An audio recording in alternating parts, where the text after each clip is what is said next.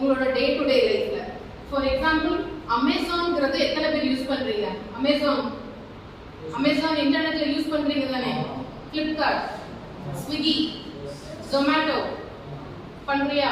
இது எல்லாமே என்னன்னா comes under this business on e-commerce categories. சரிங்களா?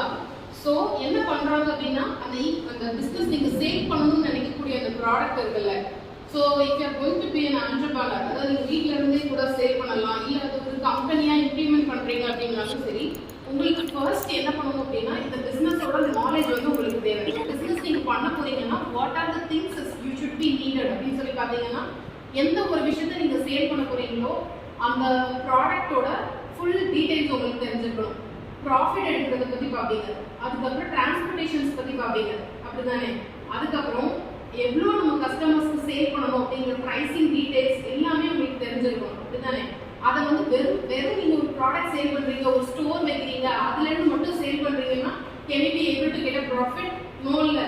உங்களுக்கு இன்டர்நெட்டுமே ஒரு மீடியமா நீங்க யூஸ் பண்ணிக்கணும், அதோட நாலேஜ் வேணும் அப்படிங்கிறதுக்காக தான் இந்த பிசினஸ் ஆன் இ-காமர்ஸ். சரிங்களா? ஸோ இதுல வந்து என்ன பண்றீங்க அப்படின்னா அதை வந்து வேரியஸ் செக்ஷன்ஸா வந்து பிரிச்சிருப்பாங்க. ஒன்று வந்து கஸ்டமர் செக்ஷன்ஸா இருக்கலாம், இன்னொன்று வந்து நீங்க டிஸ்ட்ரிபியூஷன் செக்ஷன்ஸ்ல வந்து இருக்கலாம். அப்படி இல்லை அப்படின்னா நீங்க வந்து அடுத்தடுத்து அதுல வந்து என்ன ஆகும் அப்படின்னா வேரியஸ் லெவல்ஸ் வந்து இருக்கு. ஓகேயா? அதை வந்து பிரிச்சிருப்பாங்க. ஒன்று ஒருத்தவங்க கிட்ட நம்ம ஃபார் எக்ஸாம்பிள் ஸ்விக்கி, ஜொமேட்டோ ஆப்ல டேல பண்ணுவாங்கல்ல, அவங்களோட இது கூட இன்டர் கனெக்ட் ஆயிருக்கும். ஓகேயா?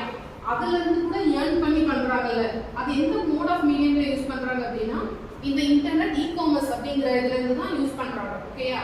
One thing. அதுக்கப்புறம்